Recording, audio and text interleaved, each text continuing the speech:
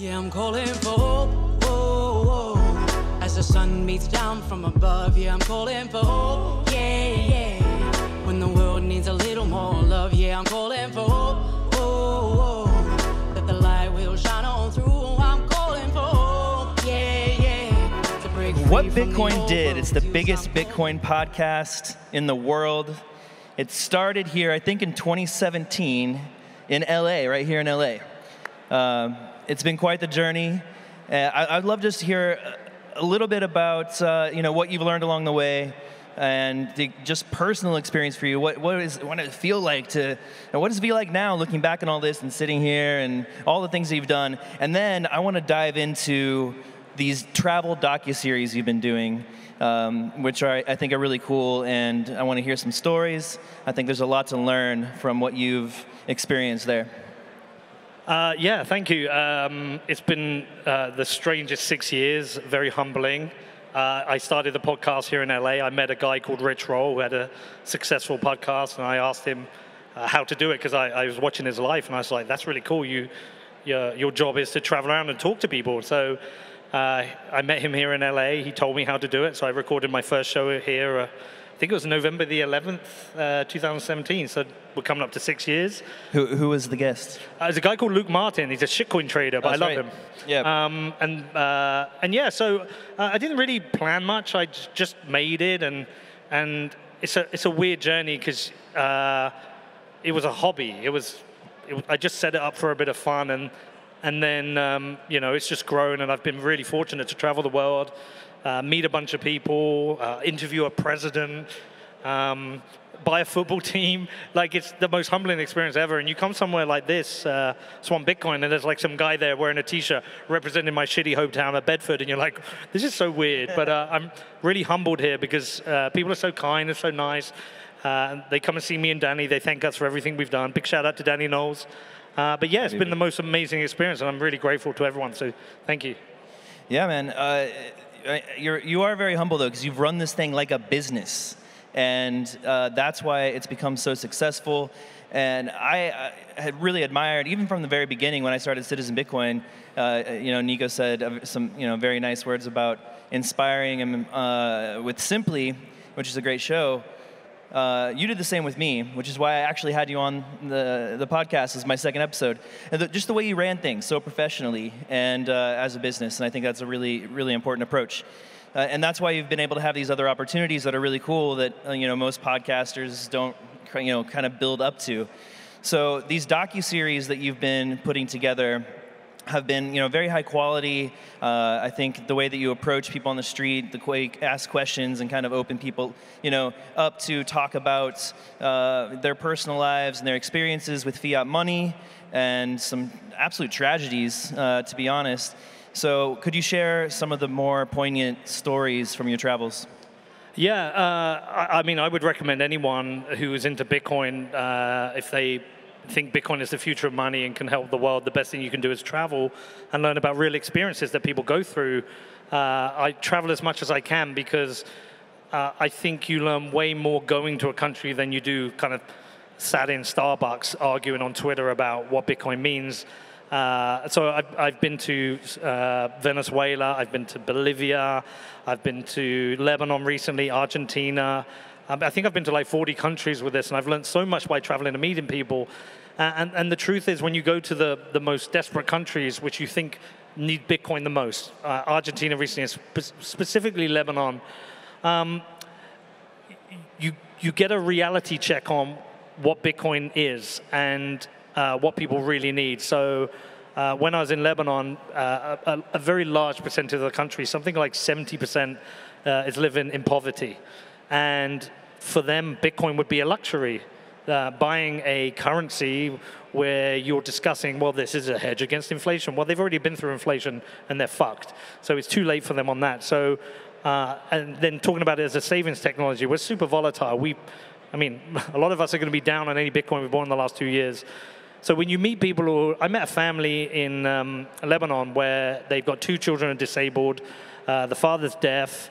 The mother's looking after the disabled children.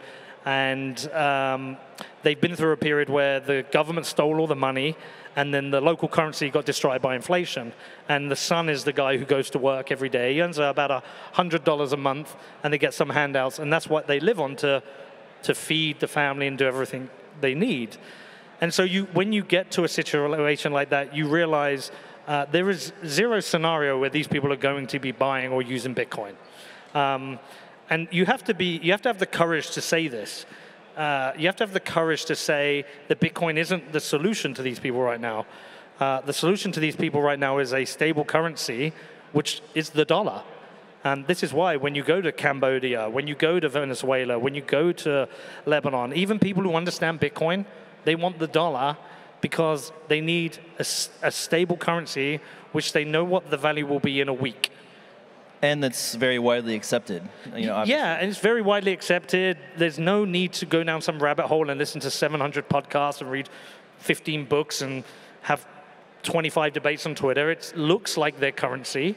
If they're used to the lira or the peso, the dollar looks similar, but it buys the same amount of stuff in a week as it did a week ago. Trying to say to these people, no, you've got it wrong. What you need are sats, and you need this wallet called Wallet of Satoshi. And when you start to rationally work through it, you realize that the majority of people aren't in the luxurious position where they can buy, hold, and use Bitcoin. When I've been to these countries, the people who have Bitcoin are from the middle class and the upper class, because they already have savings, they already have education, they already have access to the right technology. Now, they can have the luxury of buying Bitcoin, but when you're living week to week, what you need is a stable currency, and it's the dollar. And I'm just going to tell you what I see. If that triggers you, don't blame me, don't shoot the messenger. This is just a reality. When people are trying to get dollars, they're doing it in two ways. It's physical dollars, and strangely, they want crisp, physical dollars that haven't been folded, that don't have a tear in them. If they don't want that, some people want digital dollars. Right, this is going to be really triggering. They want Tether on Tron. And I'll tell you why they want it. They want it because it's easy to get, and Binance has been so successful in accessing all these markets, so they're able to liquidate it. Now, if you're triggered by that and annoyed, what I would say is build the alternative. Don't get angry with me. Go there, see it, and build the alternative. If you want them to have a dollar which exists on a liquid, go there and build the wallets, build the exchanges, and build the solutions. I just can't get shot for telling you what I'm seeing in these places. Yeah, I mean, that completely makes sense. I think the Bitcoin fixes this meme in a lot of cases, is Bitcoin fixes this eventually. Yeah, in like 5 decades. Right, it's a long-term thing, and right now it's not a great medium of exchange, and it's not going to help someone who's in a situation like that. And the desperation leads to the most saleable good and the least inflationary good, which happens to be the dollar, despite the fact that it's inflating quite a bit as well. Yeah, and look, when a country has collapsed, when you go to a place like Lebanon, and you've seen a country collapse, and there's a lack of jobs, a lack of opportunity, you can't go to these places and meet these people and say, yeah, but you know what, Bitcoin fixes this, because it doesn't. What actually fixes these places is investment. They need investment, they need dollars into the country to rebuild their economy. And then what else do they need? Well, they need education, they need support, they need good governance. And yeah, long term, Bitcoin is definitely a defense. It's a check and balance on corrupt politicians and useless central banks. But it doesn't. It's not a short-term fix for anyone who's below the poverty line. It is a luxury for people who have access to surplus dollars, where they're like, well, I know the dollar's going to inflate, or the dollar is inflating. The dollars I don't need for the next year or two, I'll keep those in Bitcoin. But in these countries, the majority of people, 57% of people in Argentina are living in poverty. A store of value in Argentina for the poorest of society is bricks. They buy bricks, or they buy floor tiles, or buy roof tiles. The reason being is, if you get the peso in Argentina, and that's inflating away, they buy stuff that they can build their house. And what they do, they collect bricks, and when they've got enough, they build another room on their house. Yep. But you only know this by traveling and seeing it. You can't see this on Twitter. You can't see this in articles or Medium. You have to go there and see it. Yeah. Yeah, so I mean, we talk about economic, monetary ideas like Gresham's law and Tyr's law, and how that cycles through. So sort of in the United States, what we've been going through is Gresham's law, where the bad money drives out the good. In that case, I would say a fiat dollar driving out the gold. And there was certainly some, assistance from, laws that made that happen as well. But that's the case with any fiat money. And then in countries like Argentina, it's the opposite, Tyr's law, where the good money is driving out the bad because it's inflated so much that they're starting to bring in this case, the dollar, which is considered a good money relative to what's going on there. So we can see the cycle, the monetary cycle happening in different parts of the world in different ways. I think we're probably heading toward the Tyr's law end of things with the dollar at some point, where Bitcoin will drive out the bad money, but eventually. So we'll have to be patient on that front. And so what's really interesting is physically seeing Gresham's law play out in a country. So again, Lebanon as an example, they do have the lira, and they do have the dollar, and some people have Bitcoin. And when you go to a store, they will give you, so either you pay in dollars, say you buy something at $100, and the change is like $57, you'll maybe get $50 in the dollars, and the other $7 they'll give you in the lira. Yeah. And then what everybody does is when they go to buy things, the first thing they do is if they can get rid of the lira at first, they do. People often refer to Gresham's law incorrectly. They often say Gresham's law is the bad money drives out the good. They've got it the completely the wrong way around. Have I got that the wrong way around? The bad money drives out the good. And what means by that is that you're trying to get rid of the shittest money first. Like if you've got the lira, anything you hold a week later could be 10% down. So you spend that first. So they spend the lira and they hold the dollars. And eventually, we'll get to the point where the lira just doesn't work at all. It hyperinflates to death. Nobody wants it. And then they'll be on a dollarized economy. And then they'll be getting rid of the dollars before they get rid of Bitcoin. So you can go to these countries and you can literally see Gresham's law in play. Yep, absolutely. So, I mean, we've kind of been touching on this already. So just to maybe wrap up this discussion with this question, there's another meme or idea out there that's often expressed and defended, which is Bitcoin is inevitable. So are you in that camp, Bitcoin is inevitable? Or do you think that there are very real challenges to Bitcoin that we just don't know if it can overcome yet? I think I would ask, what do you mean by inevitable? That it will become inevitably, it's such a good money that it will become the global base money. Maybe, but what use is that question today? What problem does that solve in half the country around the world right now living under? It's a good question when you're sitting here at a Bitcoin. Like inevitable for what? I mean, it's just I'd rather deal with the right now. So fair.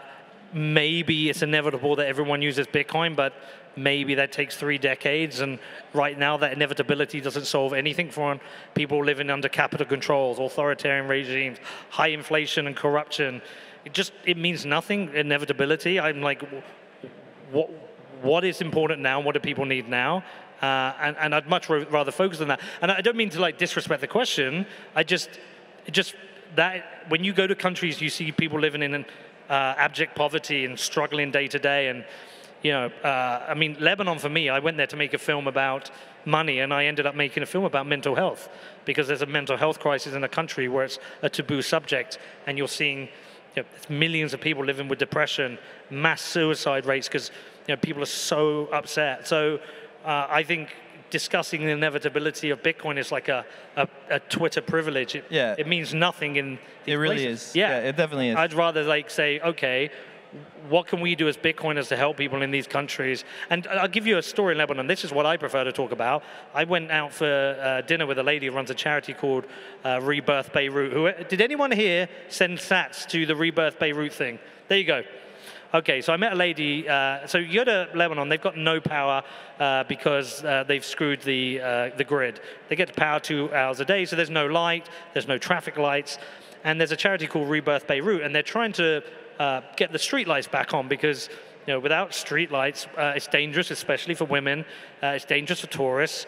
And businesses don't open in the evening because it's dark. And so there's 1,350 streets and 20 avenues in Beirut. They've relit 11 avenues and 110 streets. And I went out to dinner with her, and I said, I told her about Bitcoin. I said, watch this. This is magic. I got her to open a wallet to Satoshi. I sent her like $50, and I put it on Twitter. Within 24 hours, they'd had $2,500 donated. That paid for another street to be relit. And we put it up on Twitter. So everyone who donated make a difference. This is where Bitcoiners can make a difference. They can be generous, they can be supportive and provide education. And so that's where I'd rather focus my time. Well, that kind of makes me think of the football club, Real Bedford, which, okay, so I remember you talking about this, and I always thought it was like a win Bitcoin moons kind of dream that you were going to buy a football team. And then like a couple years later, you actually bought a football team, the second best football team in Bedford, England, at that time. And you had like, I don't know, less than 100 seats in the stadium. The pitch was in, disarray.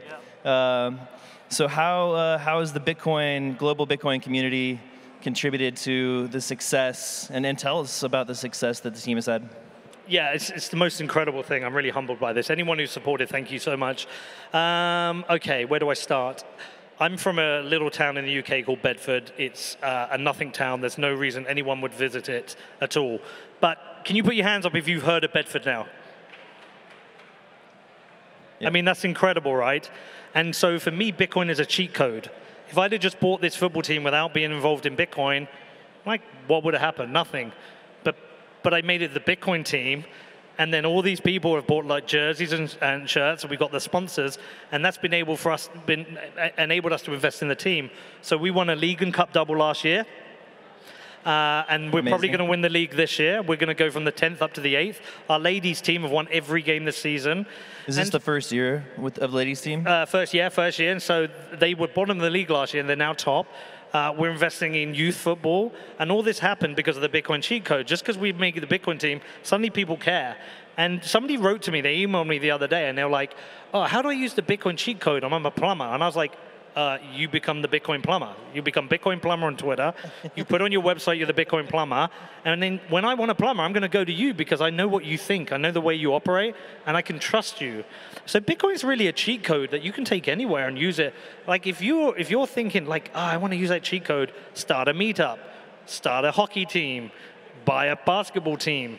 I don't know. If you're a dentist, become the Bitcoin dentist. Like it's a way for you to spread the knowledge of Bitcoin, but it's a way for you to benefit from the cheat code of Bitcoin. And for me, like I'm really humbled about it. We had 12 guys from Slovakia fly to Bedford. They got fucking wasted, but they flew to Bedford and came to watch a game. I mean, this stuff would not normally happen. And so this little town that no one would normally care about, suddenly all these people put their hand up, they've heard of it. We've put Bedford on the map with it. So yeah, it's incredible. I'm humbled. Thank you so much. Yeah, it's amazing. And there is definitely something to that sort of Bitcoin family, I guess, this kind of global family. So if you meet a Bitcoiner, you meet somebody you don't know they're into Bitcoin at all, and maybe they're completely different from you in so many ways in their beliefs and whatever, you find out they're a Bitcoiner and you're like, okay, we can talk. We have this thing in common, this fundamental thing in common. Which there's this expressive sort of morality almost to Bitcoin. The way that it is built, the principles behind it, even though it's just a bunch of code, it's the idea that self-sovereignty, that we don't need the state, that we can have a fixed monetary supply, that we can do this with open source code, and have it be completely decentralized. And all of those values can be applied to other parts of your life. So tell me, how has Bitcoin changed the way that you see the world, if at all? If you think about the way you sort of thought about things before Bitcoin, how has it and these values we just talked about actually changed your own personal values?